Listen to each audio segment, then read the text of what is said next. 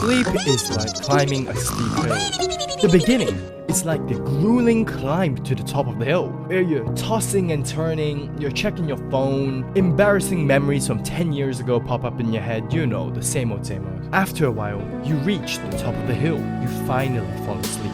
Bliss, euphoria.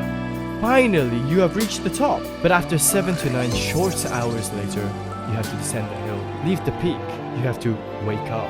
You reluctantly start strolling down the hill, then turns to a run, then into a sprint.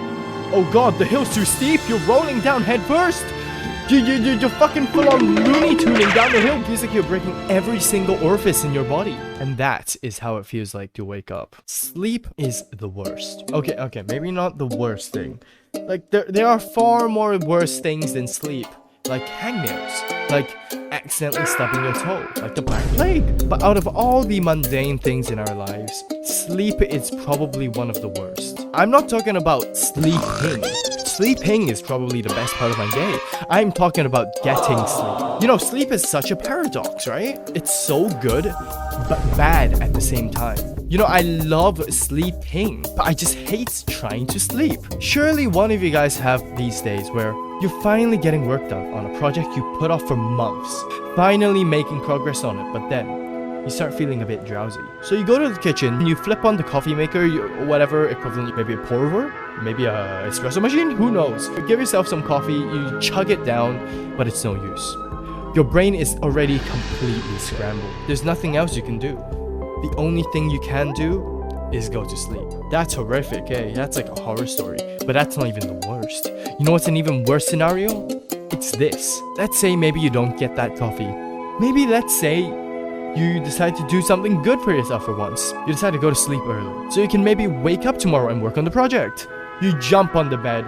Everything's prepped. You have the alarm set for like, I don't know how long, 8 hours or so. You have your phone like turned off. Every distraction gone. You turn off the lights, you flick it off. You get on your bed, only for your brain to be like, hey, think about things. Don't sleep. Think. That is the worst. I've had too many nights like that. Now, I realize we need sleep. We need to sleep. If we do not sleep, we turn into the goddamn Russian sleep experiments. But like, why do we need so much? Me personally, I'm like a sloth.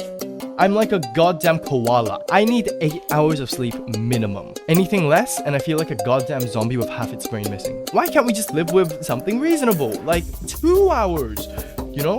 Imagine if we had 2 hours of sleep, or maybe less, how much more productive humans would be. We'd solve the food crisis, we'd have flying cars, we'd have no more people doing stupid TikTok trends in public.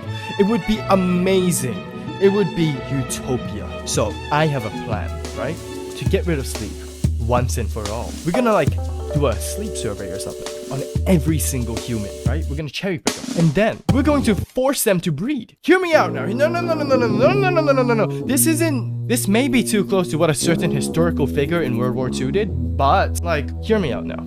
Hear me out. We're gonna start selectively breeding humans who require less sleep, right? And then we're gonna keep going until we finally get people who can function with 0 hours of sleep. Once we do that, the sky's the limit. We might transcend reality. We might see the fourth dimension. We might even have sex with aliens. That's one scenario. The other one is that we probably start looking like the British royal family.